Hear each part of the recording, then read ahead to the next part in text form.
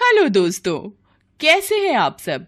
हमारी कहानियां देखने के लिए हमारे चैनल को सब्सक्राइब कीजिए और हाँ, बेल आइकॉन पर क्लिक करना मत भूलिएगा। सपना का कॉलेज में पहला दिन था। उसे जिस बात का डर था वही हुआ। पूरा क्लासरूम सपना पर हंस रहा था। अरे सपना, जल्दी से वॉशरूम में जा, नहीं तो तू तो गई। अरे मैडम, ये क्लासरूम है, लड़के भी होते हैं, थोड़ा तो ध्यान रखना चाहिए। पूरी क्लास हंसी के ठहाके लगाने लगती है। तभी एक लड़का 2-3 लड़कों के साथ क्लासरूम में आता है। शर्म आनी चाहिए तुम सबको ऐसा मजाक करते हुए, वो भी एक लड़की के साथ। अरे विनय, ये तो बस एक रैगिंग का पार्ट था, क्यों मजाक किरकिरा कर रहा है? जूनियर डर जाएंगे तेरा गुस्सा देखकर। रैगिंग इस तरह से, वो भी एक लड़की के साथ ऐसा मजाक करके। मुझे एक बार पता चल जाए ये टमाटो केचप किसने इसकी सीट पर गिराई, कॉलेज से बाहर न फेंकवा दिया तो मेरा नाम भी विनय सिंह नहीं। सपना रोती हुई वॉशरूम में अपनी ड्रेस साफ करने चली जाती है। विनय कॉलेज में सीनियर था और साथ ही साथ कॉलेज का प्रेसिडेंट भी था। उसके गुस्से से कॉलेज के सब बच्चे डरते थे। अगले दिन सपना विनय के पास जाती है। थैंक यू, आपने कल मेरी मदद की। इस कॉलेज में आपको कभी भी कोई परेशानी हो तो बेझिझक मुझे बताना। विनय और सपना शिमला में एक ही कॉलेज में पढ़ते थे। विनय सपना से सीनियर था। धीरे धीरे उनमें दोस्ती हो गई और वही दोस्ती प्यार में बदल गई। एक दिन, सपना, कल मेरा कॉलेज में आखिरी दिन है, इसके बाद मैं जयपुर वापस चला जाऊंगा और वहीं बड़े भैया के साथ काम संभालूंगा। मैं तुम्हारे बिना कैसे रहूंगी विनय? सपना, तुम कॉलेज पूरा कर लो, फोन पर हम बात कर लिया करेंगे, उसके बाद मैं घर में शादी के लिए बात कर लूंगा। विनय अपने भैया सूरज के साथ दुकान संभाल लेता है। सपना फाइनल ईयर में थी और कुछ ही हफ्तों में उसका कॉलेज कंप्लीट होने वाला था। एक दिन, सपना जल्दी चल, वो राधिका मैम की तबीयत कुछ ठीक नहीं है, उनके पेट में तेज दर्द उठ रहा है। क्या हुआ मैम, आपकी तबीयत तो ठीक है ना? कुछ नहीं सपना, वो कथक डांस कार्यक्रम के दिन नजदीक आ रहे हैं तो इन फर्स्ट ईयर की लड़कियों को ज्यादा प्रैक्टिस करवानी पड़ती है। वो आज मेरा पीरियड का सेकेंड डे है, इसलिए ज्यादा डांस करने में पेट में दर्द उठ गया। मैम, आप आज छुट्टी लेकर घर पर आराम कर लेते। नहीं सपना, ये इनका कॉलेज का पहला प्रोग्राम है, इसलिए प्रिंसिपल मैम ने छुट्टी लेने से साफ मना कर दिया।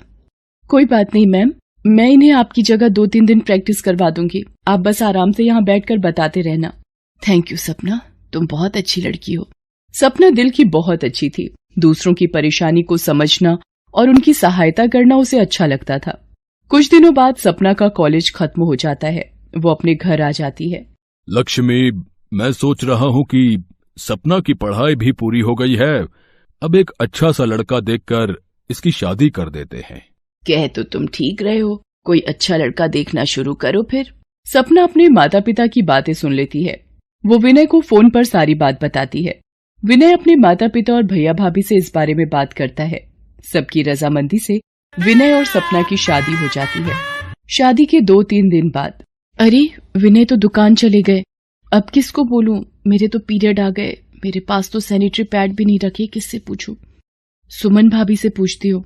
सुमन भाभी, मेरे ना पीरियड आ गए हैं और मेरे पास सैनिटरी पैड नहीं है, आपके पास है क्या? नहीं सपना, शादी से पहले तो मेरी मम्मी ला देती थी तो मैं वही लगाती थी, पर यहाँ तो थोड़ी शर्म के कारण कपड़े का इस्तेमाल ही कर लेती हूँ। हमेशा पैड लाने के लिए बाजार भी तो नहीं जा सकती। पर भाभी, सैनिटरी पैड तो हमारी जरूरतों का हिस्सा है। तुम धीरे धीरे इस घर में रहोगी तो तुम्हें सब समझ आ जाएगा। कोई नहीं, मैं देखती हूँ भाभी। मैं एक काम करती हूँ, यहीं पास में किसी केमिस्ट शॉप से खरीद कर ले आती हूँ। सपना अपनी सास सुशीला के पास जाती है। माँ जी, यहाँ पास में कोई मेडिकल शॉप है क्या? मुझे अपने लिए सैनिटरी पैड खरीदने हैं। वो क्या होता है, कोई जरूरी चीज है तो मैं विनय के बापू को बोल देती हूँ, वो ले आएंगे। तुम क्यों जाओगी? नई बहू हो, लोग क्या कहेंगे? डोली आई नहीं कि बहू को अकेले बाजार भेज दिया। माँ जी, मेरे पीरियड आ गए और मुझे पैड की जरूरत है। क्या माहवारी शुरू हो गई है? पहले बताना था ना। अब इसके नियम कायदे भी हमारे घर के तुम्हें सीखने होंगे। और ये पैड वगैरह अंग्रेजी चोचले हैं। हमने तो अपनी पूरी उम्र उन दिनों में कपड़ा लगाकर ही गुजार दी। मैं पुरानी चादर देती हूँ, उसमें से टुकड़ा फाड़ लेना। सपना कमरे में आकर विनय को फोन करती है। विनय, मेरी पीरियड्स की डेट आ गई है, मेरे पास पैड नहीं है, आप शाम को किसी मेडिकल शॉप से 2 पैकेट लेते आना प्लीज। ठीक है सपना, मैं लेता आऊंगा। पेट में दर्द है, मजबूरी में तब तक कपड़ा ही लगा लेती हूँ। 1 कप चाय बना लूं? हे राम, पूरी रसोई अपवित्र कर दी। बहू, तुम्हारा इन दिनों में रसोई में आना बंद है। तुमने अपनी माँ के घर में ये सब नहीं सीखा क्या? माहवारी के दिनों में तुम रसोई के काम, मंदिर में पूजा आदि कोई काम नहीं कर सकती, आई समझ में? पर माँ जी, मेरे मायके में मैंने कभी ये सब नहीं देखा या सुना। अब तुम अपनी ससुराल में हो बहू, तो अब से तुम्हें यहाँ के कायदे कानून ही मानने होंगे। चाय तुम्हें सुमन बहू दे देगी। सुमन, जैसे तुम्हारे अलग बर्तन बने हुए हैं वैसे ही सपना की थाली और कटोरी गिलास इन दिनों के लिए अलग कर दो। सपना अपने कमरे में आ जाती है। वो ये सब देखकर बहुत दुखी होती है कि आज भी लोग इतने रूढ़िवादी कैसे हो सकते हैं। शाम को विनय सपना के लिए सैनिटरी पैड ले आता है। वो उसे दिन की बात बताती है। सपना, मैं जानता हूं कि माँ पुराने ख्यालों की है, इसलिए उन्हें थोड़ा वक्त दो, और मुझे पता है तुम अपने प्यार और विश्वास से एक दिन उनका दिल जीत लोगी। सुमन बहू, सपना बहू, दोनों इधर आओ। कल करीबी रिश्तेदार की शादी है, कार्ड आया हुआ है, हमें जाना है। सब लोग शादी में जाने की तैयारी करते हैं। सपना, क्या मैं अंदर आ सकती हूँ? जी भाभी, मैं बस तैयार हो रही थी। आप तैयार नहीं हुई? क्या हुआ? सपना, वो मैं पूछ रही थी क्या एक सैनिटरी पैड मिल जाएगा? वो साड़ी हल्के रंग की है तो कपड़े में दिक्कत होगी, दाग ना लग जाए। जी भाभी, मेरी भी आज डेट हो गई, पहला दिन है मेरा भी। ये लो, आप ये 2 पैड लगा लो, फिर कोई दिक्कत नहीं होगी। सब लोग शादी में जाते हैं। अगले दिन सुबह।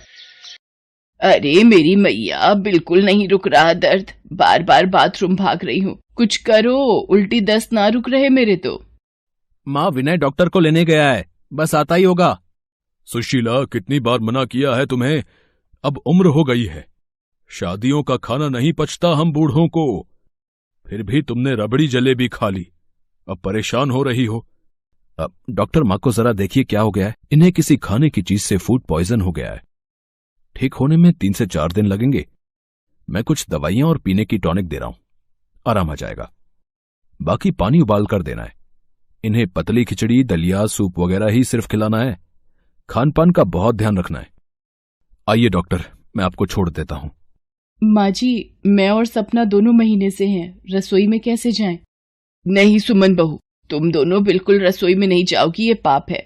अब सूरज और विनय रसोई में चले तो गए, पर दोनों को क्या समझ रसोई में क्या करे। सपना ये सब देखकर गुस्से में थी। कहीं पानी उबाला तो गिर गया, कहीं दाल कच्ची रही, चावल और दाल का अंदाजा नहीं। घर के लोग तो बाहर से खाना मंगवा सकते थे, पर सुशीला के लिए तो बाहर का खाना जहर था। सुशीला को दवाई देने का वक्त हो रहा था। वो खाली पेट दवाई कैसे लेती? हार कर सपना का गुस्सा और बढ़ गया। वो रसोई में गई। प्लीज आप दोनों थोड़ी देर के लिए रसोई से बाहर चले जाएं। अरे मुझे ऐसे ही दवाई दे दो, मुझे खिचड़ी वगैरह मत दो, मेरे पेट में दर्द बढ़ रहा है। सुशीला को फिर एक उल्टी आती है। सुमन उसके पास जाती है। उधर क्या हाल कर दिया रसोई का। पहले पानी उबाल लेती हूँ, ठंडा हो जाएगा, फिर एक तरफ खिचड़ी रख दूंगी। थोड़ी देर बाद सपना सुशीला के लिए खिचड़ी लेकर जाती है और अपने हाथों से उबला पानी पिलाती है। ये तूने क्या किया बहू, सालों की परंपरा थी ये। माँ जी, मैं सिर्फ 2 शब्दों में ये बात कहूंगी, आप उसे जो भी समझें। मेरी सासू माँ की जिंदगी से बढ़कर इस वक्त मेरे लिए कोई धर्म नहीं था। आप हो तो हम हैं, ये परिवार है। आपकी जिंदगी बचाने के लिए यदि ये पाप मुझे करना पड़ा तो ऐसे 100 पाप मैं और करूंगी, और आपकी जिंदगी पर आंच भी नहीं आने दूंगी। आप मेरी माँ हो, हम सबकी माँ। ये सुनकर सुशीला ने सपना को गले से लगा लिया। फिर सुमन भी सपना के साथ सुशीला की देखभाल करने लगी। कुछ दिनों बाद सुशीला ठीक हो गई। अब वो समझ चुकी थी कि जमाना बदल रहा है तो उसे भी जमाने के साथ कदम मिलाना है, और मुश्किल घड़ी में की गई मदद में तो भगवान भी साथ होते हैं। हेलो दोस्तों, कैसे हैं आप सब? हमारी कहानियां देखने के लिए हमारे चैनल को सब्सक्राइब कीजिए, और हाँ, बेल आइकॉन पर क्लिक करना मत भूलिएगा।